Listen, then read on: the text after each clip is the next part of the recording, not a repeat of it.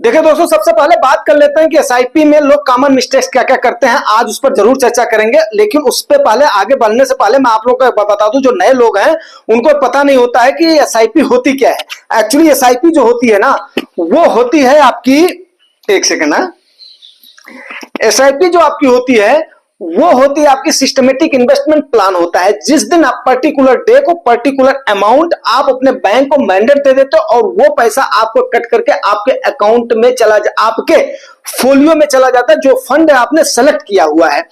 ठीक है, तो ये होती है आपकी सिस्टमेटिक इन्वेस्टमेंट प्लान होता है। दूसरा होता है लमसम का इन्वेस्टमेंट, आज उसका टॉपिक नहीं है, ठीक है ना। तो हम आज एसआईपी में होने वाली कॉमन मिस्टेक्स क्या क्या है उस पर हम चर्चा कर लेते हैं। जाहिर मैं उम्मीद करता हूं ये आप लोगों को जरूर थोड़ा सा फायदा पहुंचाएगी।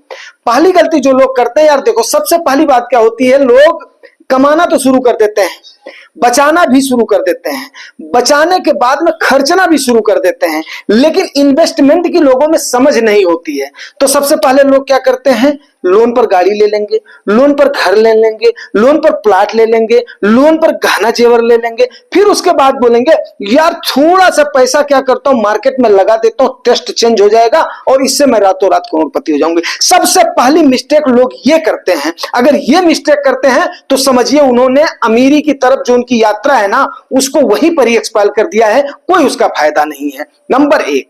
नंबर दो, मान लिया जो लोग अगर प्लान लेते भी हैं तो क्या होते हैं, वो एजेंटों की सलाह पर, ब्रोकर्स की सलाह पर या बैंकों की सलाह पर रेगुलर प्लान ले लेते हैं, जिसकी वजह से उनको क्या होता है, वो एजेंट, वो ब्रोकर, वो बैंक उनको गलत तरीके का फंड चिपका देता है। जैसा कि आपने देखा होगा कि कई सारे एलआईसी वालों को लोग बदनाम करते हैं कि भैया ऐसा किया इन्होंने, ऐसा प्लान दे दिया कि हमें तो 15 साल के बाद में, 20 साल के बाद में कुछ भी नहीं मिला है। क्यों? क्योंकि उन्होंने लिंक्ड प्लान दे दिया। वैसे ही इनको रेगुलर प्लान दे देते हैं, रेगुलर प्लान में वो प्लान दे देते हैं जिसमें उनका कमीशन ज्यादा बनता है, इंडिविजुअल का फायदा कम होता है। तो दूसरी गलती ये होगी। तीसरे नंबर की गलती क्या करते हैं, कोई गोल नहीं सेट करते हैं, कोई भी कुछ नहीं करते हैं, उसके बाद में उनको आइडिया नहीं होता है कि भाई लॉन्ग टाइम का गोल क्या है, मीडियम टाइप का गोल क्या है, स्मॉल टाइप का गोल क्या है, लार्ज कैप फंड्स क्या है, स्मॉल कैप फंड्स क्या है, फ्लेक्सी कैप फंड क्या है, एडवांटेज फंड क्या है, हाइब्रिड फंड क्या है, डेप्ट फंड क्या है। तो उसके बाद में जो भी उनका फंड मैनेजर, अरे कई सारे लोग तो ईएलएस में, ईएलएसएस में ही चिपक जाते हैं। अब आप बताइए ये कहां की समझदारी है। तो एक तो आपको अपना गोल सेट करना है, अपना प्लान सेट करना है, अपना ईयर सेट करना है, पर्टिकुलर मैं तो ये भी बोलता हूं अपना अमाउंट भी फिक्स करना है कि यस मुझे इतने अमाउंट का टारगेट लेना है, तब जाकर के आप उसके अनुसार आपको अपनी एसआईपी को कोशिश करना है उसको मेंटेन करने की। ठीक है।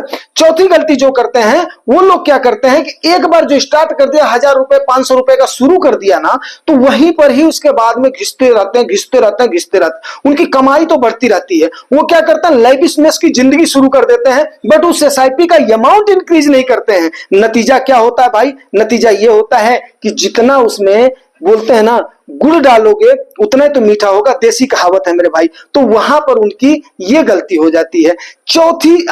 पांचवी जो गलती करते हैं लोग, वो सबसे बड़ी गलती ये कर देते हैं कि जैसे ही मार्केट हाई राइज उसमें जाती है ना, वहां पर क्या करते हैं, अपनी एसआईपी को स्टॉप कर देते हैं। बहुत बड़ी गलती करते हैं ये, वहां पर अपनी एसआईपी को स्टॉप कर देते हैं कि हम फिर उसके बाद में शुरू करेंगे। उसके बाद में मार्केट क्या होती है, अगर ऊपर ही चलती चली गई तो फिर उसके बाद में क्या होगा, नीचे की तरफ आई नहीं तो क्या होगा। तो कभी भी एसआईपी जो होता है ना, वो हमेशा सदाबहार होता है।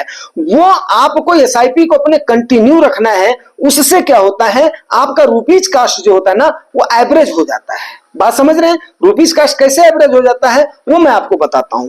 जैसे मान लिया आपकी कोई एनएपी है, मान लिया 50 रुपए की एनएपी है, आपने उसको एक दिन में बढ़ेगा नहीं, 10 पैसा बढ़ेगा, 20 पैसा बढ़ेगा, 50 पैसा बढ़ेगा, 1 रुपया बढ़ेगा, 2 रुपया बढ़ेगा, 55 पर गया। वहीं पर ही जब डाउन हुई मार्केट तो आपने फिर 54 पर खरीदा, 53 पर खरीदा, 52 पर खरीदा, 51 पर खरीदा, फिर उसके बाद में ऊपर जाने लगी, फिर 51 पर खरीदा, 52 पर खरीदा, 53 पर खरीदा, 54 पर खरीदा, 55 खरीदा, 56 खरीदा। तो उसको जब एवरेज करेंगे ना, तो वो एक एवरेज आउट आपकी क्वांटिटी हो जाती है। इसीलिए एसआईपी को लोग बोलते हैं कि यस।